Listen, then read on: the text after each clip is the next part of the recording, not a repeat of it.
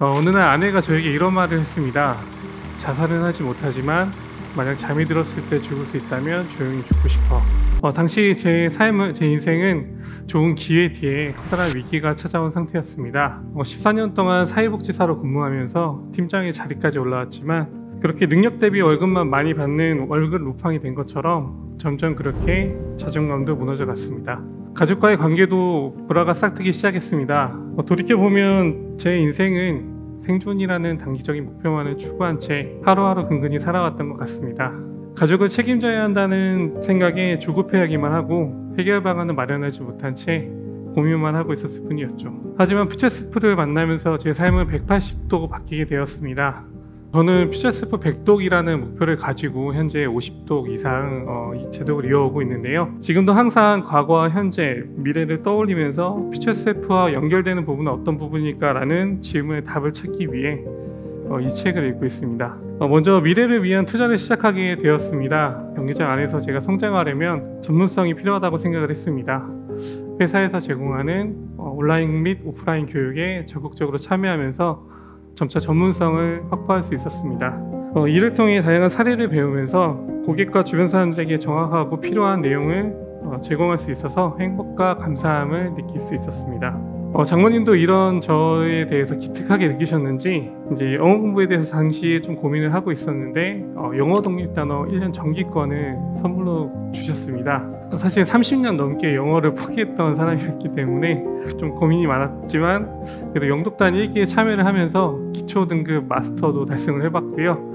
팀별 영어 공부 시간 1등을 하는 경험을 하면서 그룹원들과 기쁨을 나누는 경험 덕분에 더욱더 성장한 미래의 나를 꿈꿀 수 있었습니다. 두 번째 변화는 아웃풋입니다. 퓨처스테프에서 일본의 스케이트보드 선수 호리고미 유토의 내용 중 자신의 성적이 왜 지지부진한지 생각했다. 자신이 사용하는 기술이 미국 선수들과 별 차이가 없다는 점을 깨달았다. 자신만의 독특한 기술이 없었던 것이다 라는 부분을 아웃풋에 적용하여 저만의 스타일로 고객의 입장에서 필요한 정보를 제공하고 고객에게 개인별 맞춤 자료를 통해 당연한 권리를 놓치지 않도록 하는 부분을 진행할 수 있었습니다. 이렇게 시간을 투입해서 전문성을 향상을 하고 성장을 위한 고민을 시작했습니다. 세 번째 변화는 나만의 책장을 가지게 된 것입니다. 퓨처 SF를 50번 읽으면서 독서에 대한 자신감이 붙기 시작하였는데요. 출근 시간, 퇴근 시간, 점심시간, 집에서 잠들기 전까지 시간과 장소를 구분하지 않고 독서를 일상화하기 시작하였습니다. 사실 40살 이전에는 저는 책을 한 번도 구입해 본 적이 없습니다. 현재 저는 2권에서 5권 정도 한 달에 책을 구입을 하고 있고요. 네 번째 변화는 3남매와의 독서입니다. 제가 독서를 본격적으로 하면서 아이들에게도 독서의 경험을 좀 유산으로 좀 물려주고 싶은 생각이 들었습니다. 도서관 투어를 시작하게 되었는데요. 아이들이 흥미를 느낄 수 있는 도서관을 방문해서 인증사진도 찍었고요. 그리고 책도 읽고 그다음에 독서 기록장도 좀 작성하는 등 여러 가지 추억을 쌓고 있습니다. 이런 도서관 투어를 통해 아이들에게 독서에 대한 긍정적인 경험이 쌓여지기를 바라고 있습니다. 다섯 번째 변화는 타인의 시선에 대한 변화입니다. 제 손이 보이시나요? 네. 저는 오른손에 장애를 가지고 있습니다. 이건 제 삶에 있어서 트라우마 같은 부분이었고요. 그래서 밖에 다닐 때는 이렇게 주머니에 손을 넣고 다녔습니다.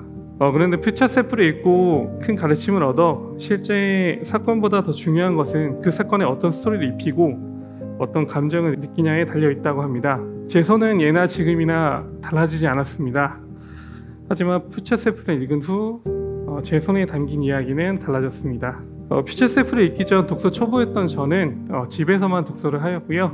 외부에서 버스나 전철을 탈 때는 독서를 하지 않았습니다. 그 이유는 책을 읽을 때 손을 받쳐야 되기 때문이죠. 책을 읽지 않고 핸드폰을 보거나 시간을 허비하는 경우들이 많았습니다.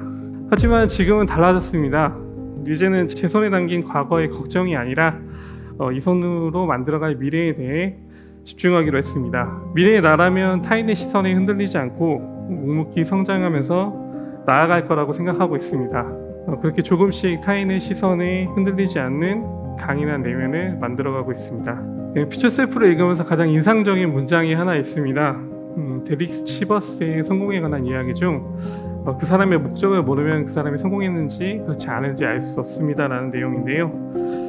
퓨처 셀프를 만나기 전에는 제 인생이 성공했는지 그렇지 않은지 알 수 없었습니다. 하지만 이제 달라졌습니다. 남들이 해야 한다고 말하는 목표가 아니라 내가 생각하는 목표를 설정해 성공하는 삶을 살고자 하고 있습니다. 그 목표 중 하나가 바로 퓨처 셀프 100독인데요. 왜 저는 100독을 목표로 삼은 걸까요? 인생의 많은 부분에서 작심삼일에 그쳤고 독서를 해도 금세 잊혀지는 경우들이 많았습니다. 하지만 퓨처 셀프만큼은 과거와 현재 그리고 미래의 내가 그려졌기에 인생책으로서 절대 잊혀지지 않기를 바라고 있습니다. 많은 분들이 아시는 아주 작은 습관의 힘의 에필로그 제목인 100번만 반복하면 그게 당신의 무기가 된다라는 부분인데요. 저는 퓨처 셀프를 100번 안독해서 자연스럽게 퓨처 셀프에 대해서 얘기도 할 수 있고 퓨처 셀프의 삶으로 살아감으로써 저의 무기를 만들고자 합니다. 그렇게 저는 퓨처 셀프라는 보물 상자에서 보물 같은 문장들을 찾아가는 데 재미를 느끼고 있는데요. 올해 안에 제가 퓨처 셀프 100독을 완수하겠다는 약속을 이 자리에 계신 모든 분들 앞에서 약속드리면서 발표를 마치도록 하겠습니다.